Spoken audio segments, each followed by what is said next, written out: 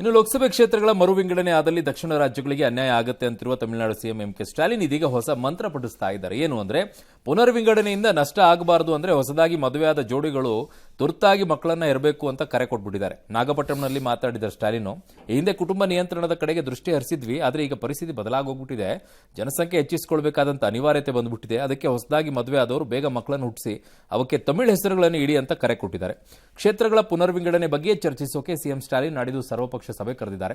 ಆದರೆ ತಮ್ಮ ಆಡಳಿತ ವೈಫಲ್ಯ ಮುಚ್ಚಿಕೊಳ್ಳೋಕೆ ಕೇಂದ್ರದ ಮೇಲೆ ಈ ವಿಚಾರದಲ್ಲಿ ಗೂಬೆ ಕೂರಿಸೋ ಕೆಲಸ ನಡೆದಿದೆ ಅಂತ ಸಂಸದ ಯದುವೀರ್ ಅವರು ಆರೋಪ ಮಾಡಿದ್ದಾರೆ.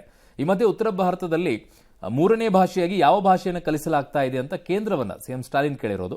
ಉತ್ತರದಲ್ಲಿ ಎರಡೇ ಭಾಷೆ ಕಲಿಸಲಾಗ್ತಾ ಇದೆ, ನಾವ್ಯಾಕೆ ಮೂರು ಭಾಷೆ ಕಲಿಸಬೇಕು ಅಂತ ಅವರದ್ದು. ಸರ್ಕಾರದ ಮೇಲೆ ತಮ್ಮ ಯೋಜನೆಗಳ ಮೂಲಕ ಹಣ ದುರ್ಬಳಕೆ ಮಾಡೋ ಮೂಲಕ ಆಡಳಿತ ವಿಫಲ ಆಗ್ತಾ ಇದೆ. ಅದನ್ನ ಮುಚ್ಚಲಿಕ್ಕೆ ಕೇಂದ್ರ ಸರ್ಕಾರದ ಮೇಲೆ ಯಾವ್ದೋ ಬೇರೆ ಆರೋಪ ಮಾಡ್ಬಿಟ್ಟು, ಆಯ್ತು ಮಹಾರಾಜ್ರೇ, ಅದೇ ಆಗಲಿ, ಬೇಡ ಅಂದವ್ರು ಯಾರು, ನಾಳೆ ಕ್ಯಾಮ್ರಾ ಕಳಿಸ್ಕೊಡ್ತೀನಿ, ಡಿಲಿಮಿಟೇಷನ್ ಅನ್ನು ಯಾವ ಆಧಾರದಲ್ಲಿ ಹೇಗೆ ಮಾಡ್ತಾರೆ ಅಂತ ಚೂರು ಎಕ್ಸ್ಪ್ಲೈನ್ ಮಾಡಿಬಿಡ್ರಪ್ಪ. ಅಷ್ಟೇ ಬೇಕಾಗಿರೋದು. ನಾಳೆ ಹೋಗ್ರಪ್ಪ, ನಮ್ಮವರು ಸಾಹೇಬ್ರಿಗೆಲ್ಲ ಗೊತ್ತಿದ್ದಂಗಿದೆ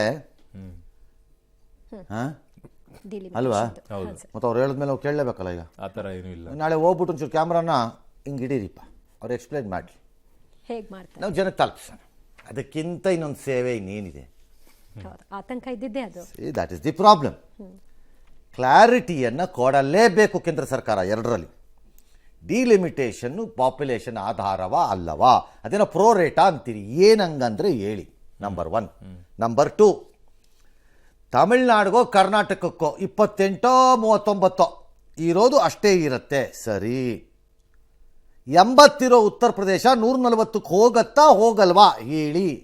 ಅಳಿಯ ಅಲ್ಲ ಮಗಳ ಗಂಡ, ನನಗೆ ನಂಬರ್ ಇಳಿಸಿದ್ರು ಒಂದೇ, ನನ್ನ ನಂಬರ್ನಲ್ಲಿ ಇಟ್ಬಿಟ್ಟು ಬೇರೆ ಹಿಂದಿ ಭಾಷಿಕ ರಾಜ್ಯಗಳದ್ದು 176 ಜಾಸ್ತಿ ಮಾಡಿಕೊಂಡ್ರು ಅಷ್ಟೇ, ಎರಡೂ ಒಂದೇ.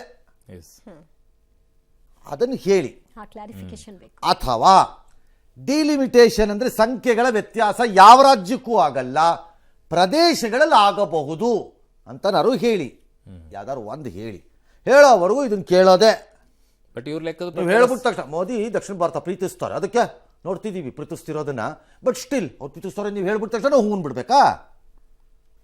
ಖಾತ್ರಿ ಆಗ್ಬೇಕು, ಹ್ಞೂ ಅನ್ಬಿಡ್ಬೇಕು. ನೀವು ಬಿಜೆಪಿನವರು ಅಮಿತ್ ಶಾನೋ ಯಾರೊಬ್ರು ಅವ್ರು ಪ್ರೀತಿಸ್ತಾ ಇದ್ದಾರೆ ಅಂತ ಹೌದೌದು ಪ್ರೀತಿಸ್ತಾರೆ, ಯದುವೇ ಇರ್ಬೇಕಾದ್ರೆ ಹೇಳ್ಬೋದು. ಪಾಪ ಸಂಸದರಾಗಿದ್ದೀರಿ, ಕುರ್ಚಿಗೆ ಕಳ ಇತ್ತನ್ಕೋಬೇಡಿ, ಆಮೇಲೆ ಕಂಟಕಾನ ಹೇಳ್ರಿ. ನಾಳೆ ಕ್ಯಾಮ್ರಾ ಬಂದಾಗ ಅದನ್ನು ಹೇಳ್ರಿ. ಇನ್ನು ಉತ್ತರದಲ್ಲಿ 2 ಭಾಷೆ ನಮ್ಮಲ್ಲಿ ಯಾಕಪ್ಪ, ಕರೆಕ್ಟ್ ಅಲ್ವಾ? 3 ಯಾಕೆ? 3 ಯಾಕಪ್ಪ, ಅಲ್ಲಿ ಯಾಕಪ್ಪ 2 ಭಾಷೆ? ಹಿಂದಿ ಇಂಗ್ಲಿಷ್ ಎರಡು. ಅವ್ರು ಹೇಳ್ತಾರೆ NEP ನಲ್ಲಿ ಅಲ್ಲೂ ಥರ್ಡ್ ಲ್ಯಾಂಗ್ವೇಜ್ ಇದೆ, ಆಪ್ಷನ್ ಯಾರು ಬೇಕಾದ್ರೂ ತಗೋತಾರೆ ಅಂತ ಅವ್ರು ಹೇಳ್ತಾರೆ. ಬುರ್ಡೆ ಆಯ್ತು ನೋಡೋಣ. ಎಸ್